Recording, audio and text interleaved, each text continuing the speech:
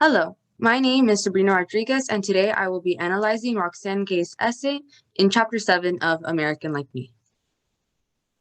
So, before I start analyzing, it is important to address the points made in the essay. The claim that Gay makes is that Haitian parents have no sense of boundaries. She also makes it clear that her parents did not stop parenting when she and her siblings turned 18, but continue to do so now in their adulthood.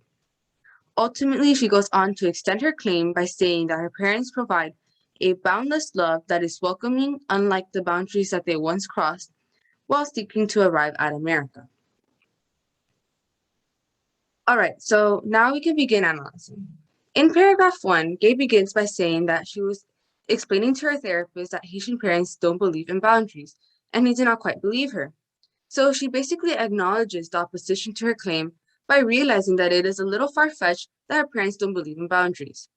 However, she quickly goes and rebuttals this opposition by quoting her mother and stating that boundaries, there's no such thing with your family. The reason she does this is to then establish a slightly annoyed tone by explaining, I smiled and bit my tongue and understood that boundaries do exist no matter how willfully some people try to ignore them. So now we get a sense of how the author feels about boundaries. She believes in them, and this is clearly seen when she states that boundaries exist, but they are ignored and trespassed at will with generally the best of intentions. In paragraph 2, Gay immediately uses a parallel sentence structure throughout the paragraph. She starts out by saying, I've always had to hold on to multiple truths. I've had to live with multiple identities. She also states who we are at home and who we are in the wider world, and repeats, I am the better twice. So if you notice, this parallel structure comes in twos. This highlights the duality of her being Haitian American. So it's really smart what she does because she's talking about how she has like two separate lives and she repeats everything in twos, therefore also showing the duality through her writing. Now, in paragraph 3, she kind of continues with this idea of having two lives by stating, I was Haitian at home and American at school and out in the world. Going back to the overarching theme about boundaries, this shows like a cultural boundary that exists. Later on in the paragraph, she states, there were no closed doors in our household. A closed door meant we were probably up to no good. A closed door meant we were trying to shut our parents out of our lives when they wanted nothing more than to have their lives wholly entwined with ours. This entire section shows another boundary, but now this one's more tangible. I guess you can say because it's a boundary that was crossed by her parents, even though they did not have to. So basically, with this example, Gay is supporting her claim that her parents didn't really have boundaries. Also, if you notice, there is an anaphora. Gay repeats a closed door meant twice, which serves as an emphasis on the fact that her parents did not believe in boundaries, just like we had established before. Moving on to the fourth paragraph, a parallel structure is used again, but now a little bit differently. Gay states in reference to the expectations that her parents had on her and her siblings that they expected the best from them at school with their grades and how they behaved in the classroom, at home with them and each other, at church as they practiced their faith. This shows that Gay's parents wanted their kids to be well-rounded. The sentence, in a sense, is well-rounded because of the parallel structure format.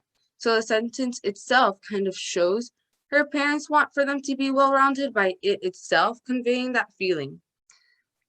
Okay, so later down in the paragraph, Gay states, now that we're all adults, my brothers and cousins and I have largely adopted our parents' way of loving and looking after each other and our children.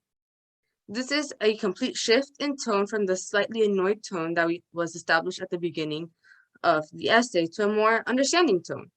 Right after this sentence, the shift in tone is continued and is very evident when Gay says, the only thing really separating us from one another is our skin, and even that is identical.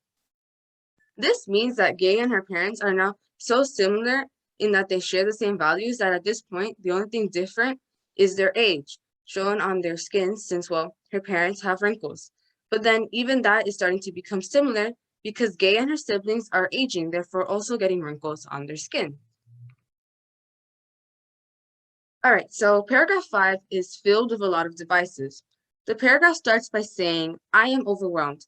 I can hardly breathe, in reference to the amount of love that Gay receives from her family.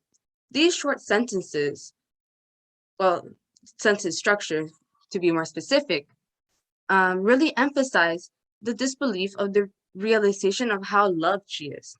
Additionally, Gay states, even when I rejected my parents, were there, they were steadfast in their devotion and determination to love a child who did not want to be loved by them, by anyone. This is a long sentence which reflects her parents' love as being never ending, kind of like the sentence. Gay then goes on to state that she was loved through her tumultuous teens and 20s. This is alliteration, and this repetition of the T sound conveys a rocky feeling, emphasizing problematic years. So right after that, Gay goes on to say, in my 30s, as my life started coming together, they became my friends. Now in my 40s, we talk daily. This shows her maturing as she gets older, and this maturing that occurs as she gets older also occurs in the essay. At the beginning, she was annoyed of these boundaries, but now she's understanding. So the essay itself is like her growing up and understanding her parents. Now, more towards the end of this paragraph, Gay says, we do not ever really leave home, even when we eventually leave home. Now, this statement is a contradiction since it's saying that they're leaving home, but then at the same time, they're really not leaving home. This contradiction kind of depicts a constant surveillance that her parents have on her and her siblings. This idea of constantly being watched by her parents, which is not said in a bad way, but more in like a caring way, starts setting up the next two paragraphs, which are a personal anecdote. So let's go and analyze those now. All right, so these two paragraphs, 6 and 7, talk about two different experiences, one with Gay's mom and the other one with her dad. Basically, they both have to do with social media and how her parents are really aware of what's on her social media. Her mom goes on to tell Gay not to post any profanity like she has been doing, that it's time to stop, while her dad is very attentive on what exactly people are commenting on Gay's posts. Now, the purpose of these personal anecdotes is to depict the surveillance that was shown in paragraph 5, but like I said, not in a bad way. And it shows that her parents continue to cross boundaries because, like Gay said in paragraph 5, we do not ever really leave home, even when we eventually leave home. All right, so this is the final paragraph in the essay. In this paragraph, Gay starts by saying, the older I get, the more I understand why my family loves the way they do. This really makes it clear that there was a shift in tone and emphasizes her perspective maturing. Afterwards, she uses a parallel sentence structure again by saying they had no money, they did not speak the language, they had no guarantees that the American dream would extend to them. This is in reference to her parents, of course, when they were immigrating to the United States, and this is used to set up the reversal, which I'm about to go over right now. The reversal states, all they had was each other. All they had was a fierce kind of love to see them through. The reversal creates an understatement because in reality, they had a lot. They had all the important things needed in life. Love. Okay, so to finish off the paragraph, Gay states they are people who have spent the whole of their lives crossing borders that were often unfriendly and unwilling to welcome them. They could not, I imagine, tolerate inhospitable borders within their own family. So they loved us in a wild, irrepressible, boundless way. They taught us to love that way in return, and so we do.